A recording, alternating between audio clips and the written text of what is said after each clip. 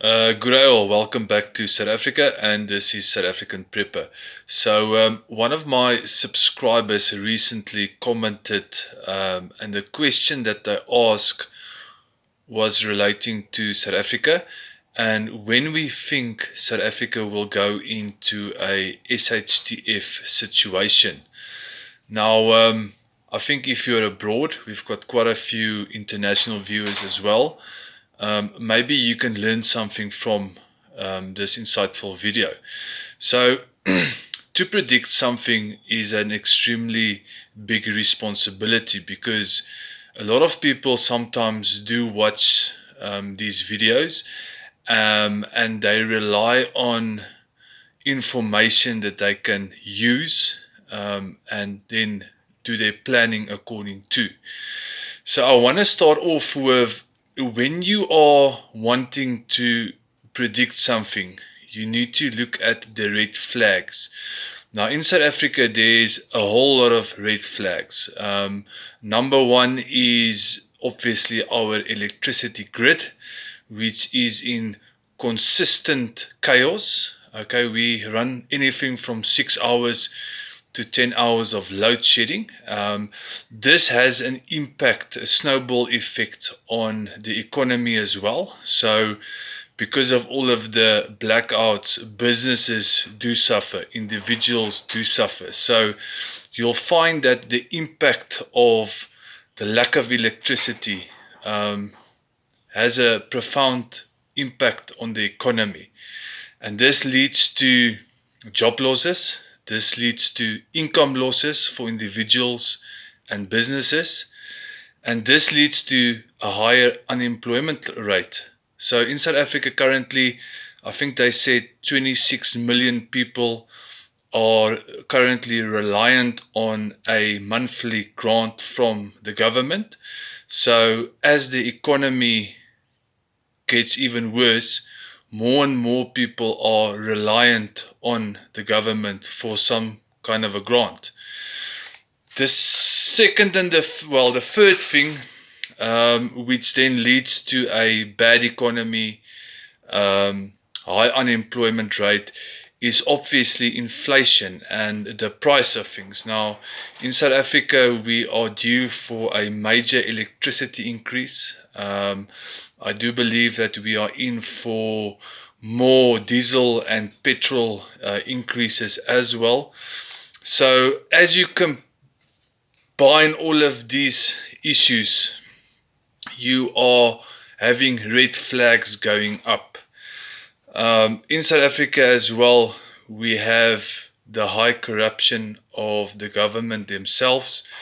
So, because of the corruption taking place in South Africa, you find that the infrastructure is actually bleeding because of this. So, parts of our electricity issue is because of corruption. And with the electricity issue, you have water issues as well. We've got some cities in South Africa that is going through a drought currently, and they just don't have water. And then you have areas in South Africa where there's enough water, but because of the electricity shortage, it is extremely difficult to pump water. And I've seen this within one of the major cities in South Africa. As soon as the power goes off, the water pressure goes down as well. So they are battling to keep up, to fill up the water reservoirs. Now, you can sort of live without electricity, but you cannot live without water. I mean, water is essential to your daily life. You can always go onto a battery pack to run your laptop. You can switch on a candle or light a candle. You can still make plans, but water is so critical.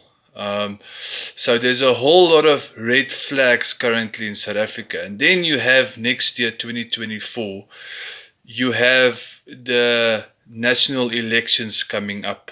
And this is one major big red flag because we do know that the government party currently in power, I do believe that they will not give up power. Even if they do lose, let's say there's a coalition that happens in the elections and they do lose, I do believe that they will not give up power just by votes or being outvoted. And this for me is a major, major red flag. We know that in South Africa, protests can get violent. We saw it in KZN 2021, where they burned down buildings, they looted buildings, hundreds of millions of rands worth of damage caused because people are fed up with the situation. Now, the general person on the ground, doesn't matter what race, what color, will tell you that they actually only at the end of the day want a proper job to support their family. And the economy in South Africa, the climate of the economy currently, this is not possible. You are not able to create more businesses because of the lack of electricity. You cannot create a business because of the lack of capital in South Africa. The South African government is totally and utterly at this stage bankrupt.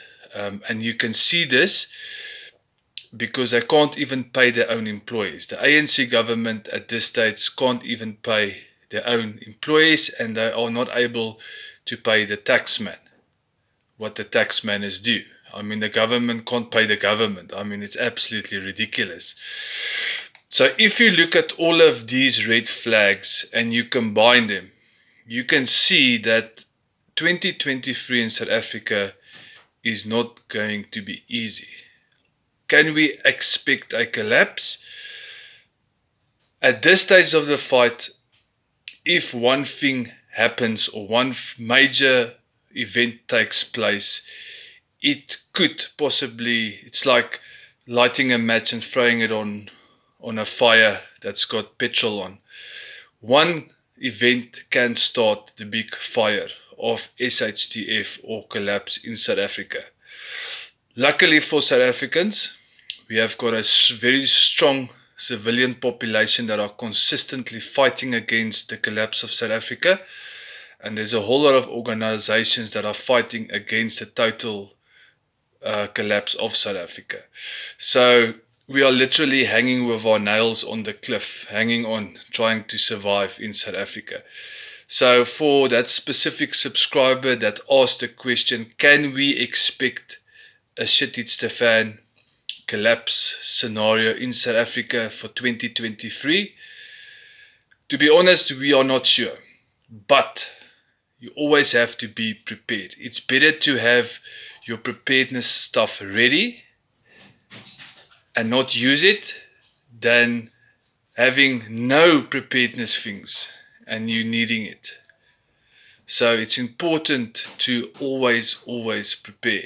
Okay, even if nothing happens. I want to quickly tell you a story. A friend of mine, he lost his job during 2020, and for 4 months he had to rely on his preparedness crates, all of his food, and all of the stuff that he saved up during the years when he actually could afford it. And it pulled him through. He could get another job and he could then carry on with normal life. So being prepared is absolutely fundamentally important. This is South African Prepper. God bless.